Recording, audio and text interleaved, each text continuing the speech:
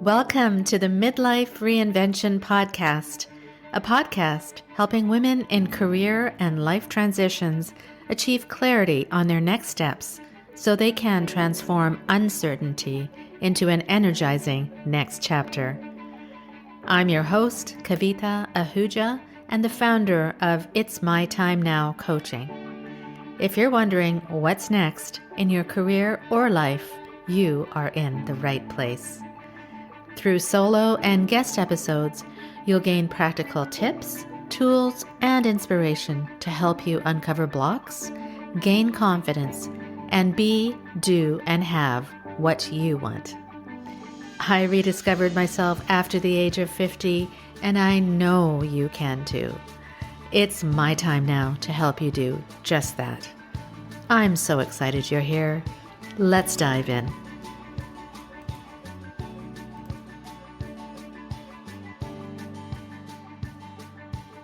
Are you feeling anxious that your plans for this year haven't materialized yet?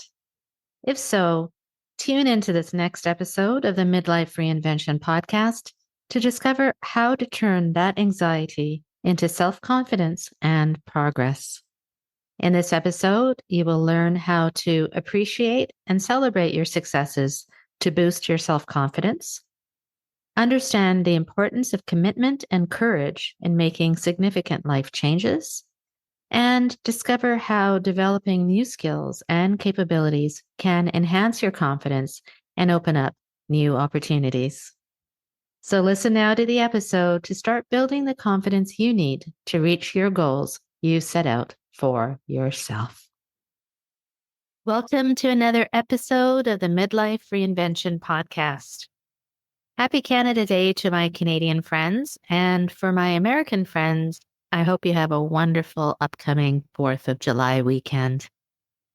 I really love this time of year with all the celebrations with friends and family, and with the warm weather upon us, kids off school, vacation time, and just time to relax. I hope you do that in the coming weeks and months. It's really hard to believe that half the year is already over, and if you're feeling anxious that the plans that you've made for this year have not yet materialized, I encourage you to take a breath and give yourself credit for all that you have accomplished. Often we worry about what comes next in our lives, but I want to stress to you that you are exactly where you're supposed to be and celebrate that. In the last few episodes, I've discussed the blocks which we all face as we look at our career and life transitions. And these include our inner critics or gremlins, our assumptions, interpretations, and our limiting beliefs.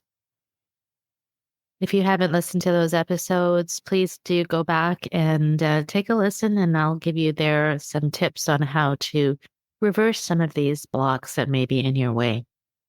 Today, however, I'd like to turn to another important topic, and that is building your confidence as you face major or even minor transitions in your life. There's no time like the present as we look at the second half of this year to really take stock of what has transpired so far, but also look ahead to our visions of ourselves with confidence. I really do love this topic of confidence, yet many of our doubts arise because we lack the confidence in ourselves to achieve our vision. So let's just talk firstly, what is confidence? According to the Webster Dictionary, it is a feeling of self-assurance arising from one's appreciation of one's own abilities or qualities. So let's break that down a little bit. Self-assurance arising from appreciation of one's own abilities and qualities. I would suggest that you go one step further. Not only appreciate your own abilities or qualities, but celebrate them. You have achieved so much in your life, and now I want you to take some time to write down a list of things or accomplishments, however big or small, that you have achieved that you are proud of. Make a list of your successes and remember that you did this. When you remember what you did to achieve these things, it will allow you to channel your self-confidence. So complete this exercise now. If you take out a pen and paper and do the following, or you can save this later and do this exercise when you're not driving or walking or whatever you might be doing right now. Let's put a time frame on it for, let's say, this year, so far in 2024. So first, I'd like you to write down a list of successes or accomplishments, however big or small, that you have achieved that you were proud of. Don't limit yourself. Whatever comes to mind, write it down. Secondly, from this list, what are the 3 things you have done which you are most proud of? And then think about what qualities about you made you successful in these 3 things. What is it about you that uniquely you that made these 3 things so successful? And then ask yourself, were you afraid before you did these things?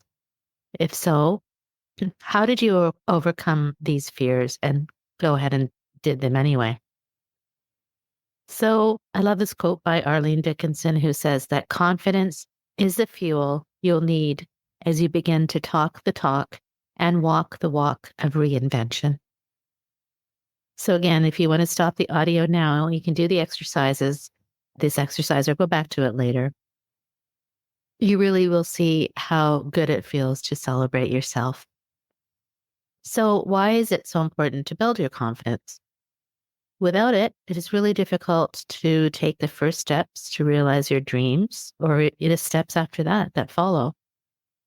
You will find every excuse in the world to put it off, procrastinate, blame others or events or lack of time or money or any other thing for the reason that you're not starting.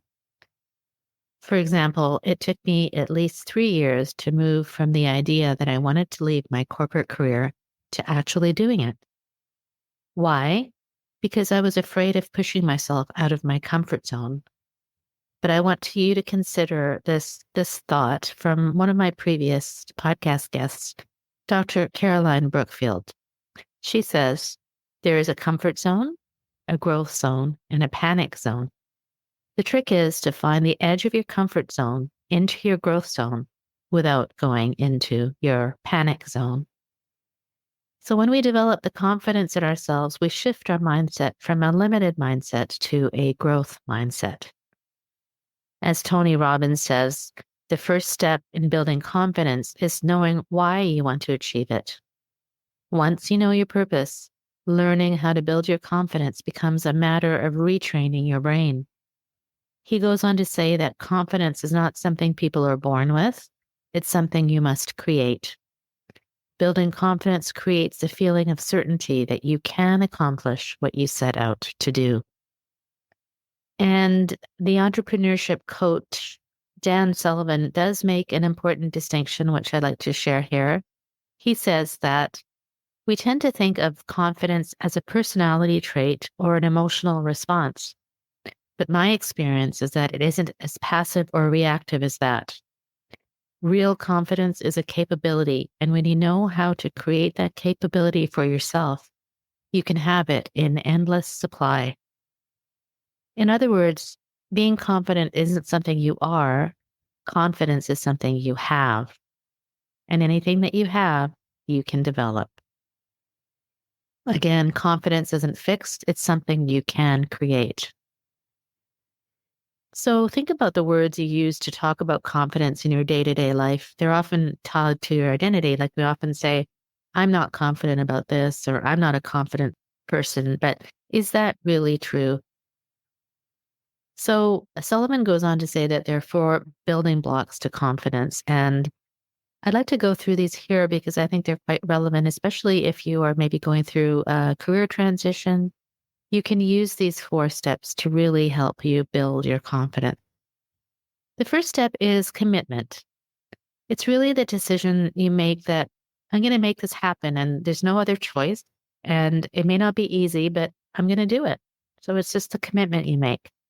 And often it comes from a major event. And I've referred to these events before as triggers. And they could be things like a layoff, a sudden health scare, maybe you've experienced a divorce or the death of a loved one, or other times these triggers cause you to reevaluate what you want to do moving forward. Other times it comes when you're thinking that the pain of staying where you are really outweighs the pain of doing something about it. So once you commit that you're ready to make a change, everything else follows. So again, going back to my example, after 3 years, I finally committed to a date that I was going to leave my corporate job. Even though I really didn't have any idea of what exactly I was going to do, the commitment itself fueled me forward. I committed to rediscovering myself. I committed to training, to coaching, and to learning all I could about the new path ahead of me. So I'm going to ask you now, what are you willing to commit to right now? What are you going to commit to that is going to make what you want to happen for the rest of this year? Write it down, put a date on it, and commit to it. You will see how you feel, but you are really going to feel more confident when you actually write down that what you are going to commit yourself to. The second step is courage. When you're committed, it opens up the space for you to be courageous. The answers to what you really want to do or how to get the action steps, you might not know, and they likely don't lie in your current reality or your current world. Instead, they lie somewhere outside of what you're familiar with, or as I already spoke of, outside of your comfort zone. So to venture outside of this zone takes courage. If you are, for example, considering leaving your job and trying something different, it takes courage to admit to yourself and others that your current work, is not working for you. And it takes courage to start to even consider a career change when perhaps your finances are directly related to what you do. It takes courage to start taking small actions when you don't yet have a clear final destination. And it takes courage to network, seek help, and approach other companies, for example, when you're exploring other options. So the third step in this process is to develop new capabilities. If you had told me 7 years ago that I would have a successful podcast, I've coached countless people, and I'm running my own business, I would have told you that you're crazy. By learning new things, developing new capabilities, we stretch our brains and our confidence builds. Your capability is like a muscle. You can grow it, but you need to stretch yourself to do so. That doesn't mean that you have to take huge steps, but it does mean you need to be continually taking small and courageous steps.